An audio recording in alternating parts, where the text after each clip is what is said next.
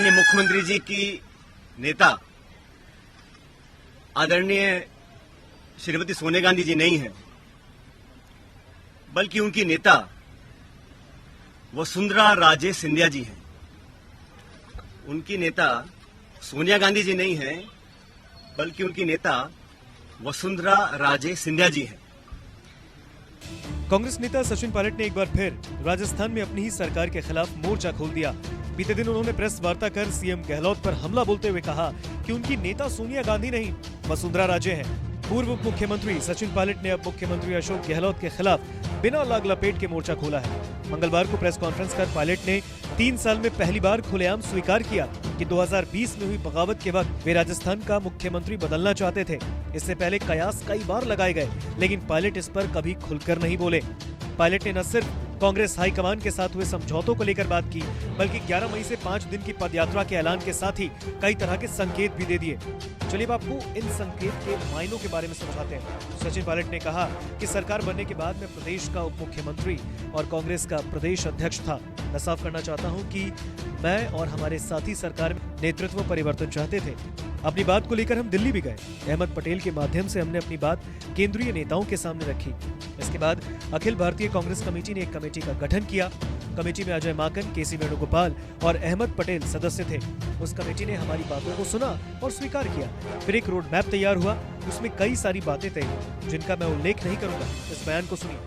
प्रदेश का उप मुख्यमंत्री था, प्रदेश अध्यक्ष था और 2020 में देशद्रोह, राष्ट्रद्रोह के मुकदमे में मेरे पर कार्रवाई करने की कोशिश की गई थी। अनेक ऐसे प्रकरण हुए और हम सब लोग, और मैं स्पष्ट करना चाहता हूं कि मैं और हमारे कुछ साथी सरकार में नेतृत्व परिवर्तन चाहते थे। अपनी बात को लेकर हम दिल्ली भी गए और अपनी बातों को रखा। उसके बाद अखिल भारतीय कांग्रेस कमेटी ने लगातार चर्चाएं हुई और आज वो दुनिया में नहीं है, स्वर्गीय अहमद पटेल साहब, लेकिन उनके माध्यम से सब नेताओं से मुलाकात हुई और एक कमेटी का गठन हुआ, एआईसीसी ने किया। उसमें माखन साहब, वेणुगोपाल जी और अहमद पटेल जी सदस्य थे और उस कमेटी का एक काम था। और कमेटी जब गठन हुआ उस समय हम सबकी बात सुनकर हमारी बातों को एक्सेप्ट किया गया और एक रोड मैप तैयार किया गया। बहुत सारी बातें उसमें थी, मैं उसका उल्लेख नहीं करूँगा, लेकिन कमेटी का गठन हुआ। पायलट के इस बयान ने कहीं न कहीं संकेत दे दिए हैं कि अब वे गहलोत के साथ आर पार की लड़ाई के मूड में हैं। गहलोत पर हमले का या उन्हें कटघरे में खड़ा करने का वे अब कोई मौका नहीं छोड़ेंगे, लेकिन पार्टी के अनुशासन की लक्ष्मण रेखा भी वो पार नहीं करना चाहते ताकि उनके विरोधियों को कोई आधार न मिले। पायलट ने कहा कि दिल्ली में जो तय हुआ था उसी आधार पर 2.25 साल के बाद सोनिया गांधी ने मुख्यमंत्री बदलने के लिए ऑब्जर्वर राजस्थान भेजे। सारे तथ्यों को संज्ञान में लेने के बाद हमारी अध्यक्ष सोनिया गांधी ने 25 सितम्बर को अजय माकन और मल्लिकार्जुन खड़गे को जयपुर भेजा, लेकिन विधायकों की मीटिंग ही नहीं हो पाई। हम दिल्ली में गए, अपनी बात को रखा और उसके बाद सारे तथ्यों को संज्ञान में लेने के बाद हमारी अध्यक्षा सोनिया गांधी जी ने 25 सितंबर को सम्मानीय माकन साहब और सम्मानीय खड़गे जी को जयपुर भेजा था। आप सब जानते हैं वो विधायकों की मीटिंग हो ही नहीं पाई। सोनिया गांधी हमारी पार्टी के अध्यक्ष थी उस समय। उनकी जो अवहेलना हुई, उनकी जो मानहानि हुई, उनकी जो बेइज्जती हुई, वो गद्दारी थी। इतने सारे विधायक, 20, 30, 40 पता नहीं कितने विधायकों को उनकी इच्छा के खिलाफ इस्तीफा दिलवाया गया, अपनी सरकार को संकट में खड़ा करा गया। बहुत से लोग आरोप लगाते हैं कि मोदी और शाह के कहने पर इस्तीफे दिलवा दिए गए। अब ये बात मुझे बोले और मैं जाके मंच पे इस बात को बोलूं, ये शोभा देता है क्या? तो मुझे लगता है कि अब तक जो हुआ उस घटनाक्रम में वो उस बात को दिखलाता है अनुशासनहीनता किसने करी, पार्टी का डिसिप्लिन किसने तोड़ा और सही मायने में संगठन को और सरकार को कौन मजबूत कर रहा है, कौन कमजोर कर रहा है। अब इस बयान के मायने समझे जाएं तो 25 सितंबर की घटना को पायलट ने सोनिया गांधी के खिलाफ गद्दारी से जोड़कर नया नैरेटिव सेट करने की कोशिश की है। साथ ही विधायकों के इस्तीफे के कारण एक नया खुलासा भी किया। जाहिर है कि हाईकमान को भी इस बात से अवगत कराकर मिलीभगत का नया नैरेटिव बनाएंगे और इसे इस तरह पेश करेंगे कि उनका विरोधी गुट कांग्रेस को कमजोर कर रहा है।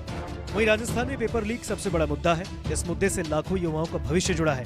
सचिन पायलट इसी मुद्दे को लेकर भ्रष्टाचार के खिलाफ अपनी लड़ाई अजमेर से शुरू कर रहे हैं। वे इस मुद्दे से यूथ को साधना चाहेंगे। अजमेर से पायलट जन संघर्ष यात्रा की शुरुआत करने जा रहे हैं। इसके बारे में उन्होंने क्या कहा है, सुनिए।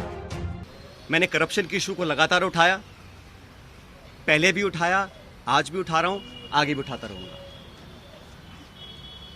जब मैं वसुंधरा जी के करप्शन की बात करता हूं या जो पेपर लीक हुए जिसमें लाखों बच्चों के भविष्य पर सवाल चिन्ह खड़े हो गए, उस पर कोई जवाब नहीं आता। इसलिए साथियों, मैंने निर्णय लिया है कि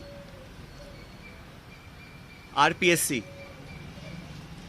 जहां से कई सारे पेपर लीक हुए, बहुत सारी वहां पे खबरें आई कि वहां पे तमाम भ्रष्टाचार हो रहा है, अजमेर स्थित आरपीएससी है।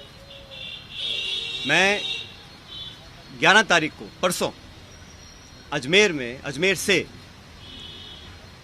एक यात्रा निकालूंगा।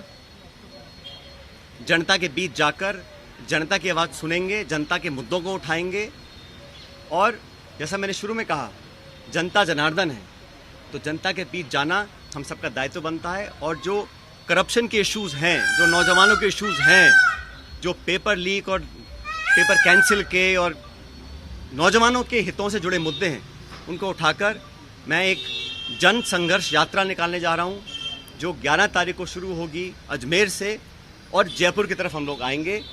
लगभग 125 किलोमीटर की यात्रा है। जन संघर्ष यात्रा लोगों के हितों के लिए, करप्शन के खिलाफ, नौजवानों के संरक्षण के लिए।